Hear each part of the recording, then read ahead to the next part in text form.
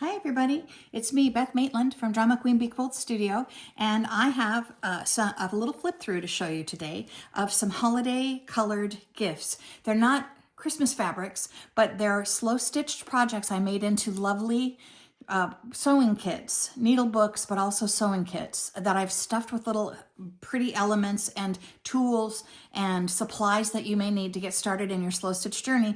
I want to do a quick flip through because these are going up today on my Etsy store. So I wanted to show you, if you order before the 15th of December, I can make sure that you have them by Christmas.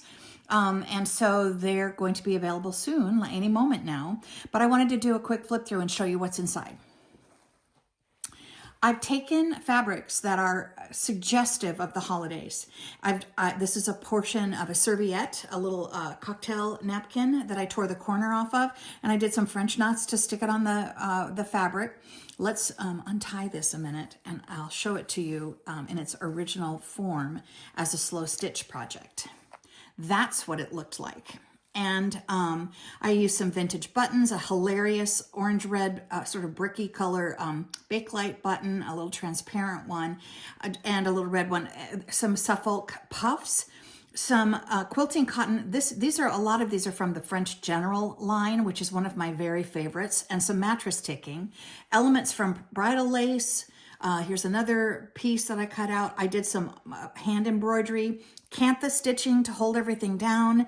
In an earlier video, I talked about this. I used variegated thread in red to white, and it does a lot of the work for you. The variegation goes from white stitches to red stitches, and it is really a great element to add variation and texture as well as suggest a little color. You see how it fades in and out as you go around and around the project. So I loved that part. Now let's see what's inside. For the stitcher on your list, this is beautiful vintage silk sari fabric as a tie. So that will be in a bow on the side. Then you open the case, and here's what we have. These are also really fun, just premium quilting cottons that appealed to me in sort of holiday colors. There is a tape measure inside. There is a seam ripper in this first little pocket. This is a needle threader hanging from a piece of scrap quilt, cutter quilt. Inside there's a beautiful little doily that I made into a pocket. This was a little round table doily I folded up and made into a little pocket here, and just a little pretty little card I tucked in. This is Australian wool felt, and it is perfect for holding needles and pins. I've got some little heart pins on this side, and then some assorted shaped and sized needles for your quilt work. On this is a folded in half serviette also that I made a pocket out of, but on this is a piece of vintage, a little butterfly from vintage embroidery that was cut off of a bigger project that was stained and ruined. So giving this stuff a second life, I folded the serviette in half, stitched around the outside, and this is a pretty little element, another great place for pins and needles, whatever sizes you need. Here's another pocket of the edge of it turned in. You can see the age and the blemishes on this beautiful, it's been clean, it's been laundered, but these are age stains and rust stains and storage stains, but add so much history and use and storage and wonder to these beautiful textiles. Again, just tucked in a really pretty little card. These are a collection from Tim Holtz. And over on this side is a little holly embroidery, a little lapel pin with a pearl. That is just fun little elements. Again, another piece of that Australian felted wool for the holding your pins. And here's some they're not hat pins, corsage pins, I guess they call those. And here's the other side of that doily, again with a little tucked in pretty little card, and more vintage embroidery on the other side of that doily. All this handwork is just beautiful. Another piece that was snipped out of a ruined old pillowcase on some cutter quilt. Here's some little clips for you, for little binding clips for holding things in place while you're doing your handwork. And another pocket on the outside for whatever you need. Your needle, another needle book or threads or whatever you want to tuck in the outside. This is just me a little representative postcard thanking you so much for joining me for these videos, buying things from my Etsy store. I really appreciate you supporting me in my other crazy little quilting journey, my little textile work journey. Thank you so much for being a part of my creative life. So that is number one. Here is needlebook number two, and they're going to all be kind of similar inside, tucked in with the various little treats I've put in. But again, beautiful scraps of sari quilt. And this is a little bit more toward brick, orangey. This is the cover. Beautiful Tilda fabric with a little bird.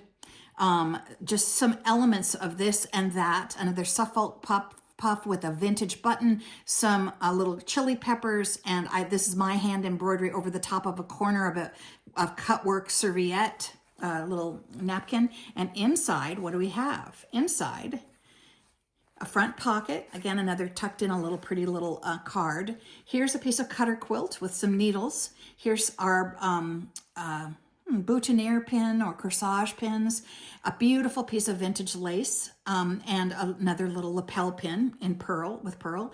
Here is a doily that I added, an edge of doily I added to a serviette, a little napkin. And I made a pocket. Here's some of the staining and rust staining from storage. Again, these are cleaned and pressed and before I use them, but just another little pocket. You can put a button card in there or threads, whatever you need for your sewing. In the center, how many of you have these in your kitchen from your grandmother? A crocheted pot holder, a little tiny one that was so cute in the middle. So I thought it could hold pins because of the thickness of it. Another pocket on the other side of that serviette.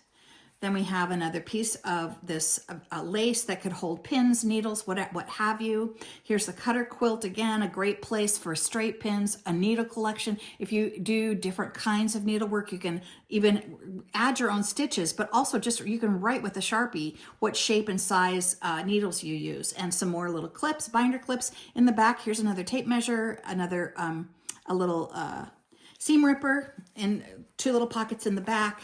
And then that is your beautiful number two. Here's number three. It's our tea party holiday sewing kit.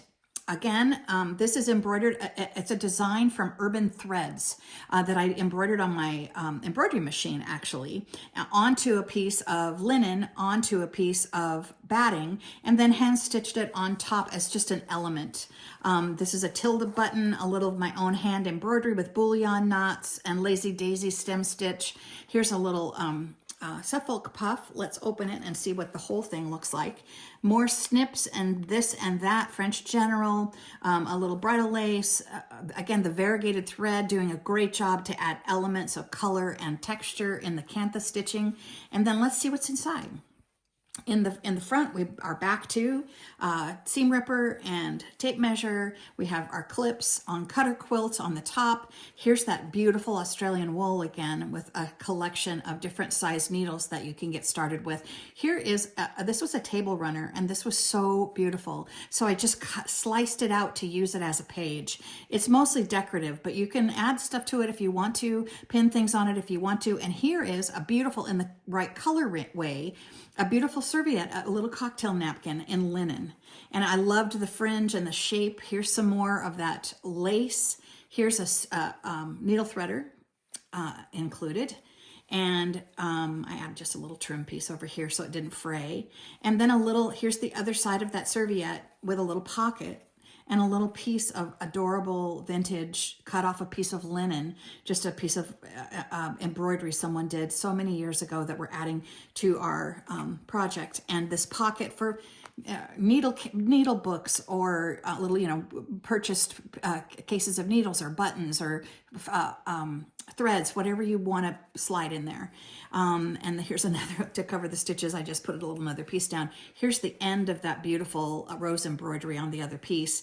Another side of the Australian felted wool and some straight pins, some boutonniere pins, a beautiful little lapel pin that has a little pearl on cutter quilt. And in the last pocket, again, thank you so much for being a part of my of my personal creative journey with a pocket to slide more threads or whatever you need to take on the road in your kit. This is the Tea Party holiday sewing kit. We'll call it number 3. All of these will be available in an hour in my Etsy shop at etsy.com, Drama Queen Bee Quilts. Thank you so much for joining me for this flip through. Have a beautiful holiday. Make some time for stitching if you can.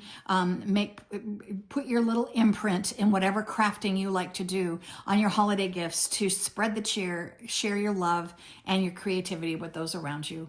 Happy holidays from Beth Maitland at Drama Queen Bee Quilt Studio in the beautiful Central Coast of California. Happy holidays.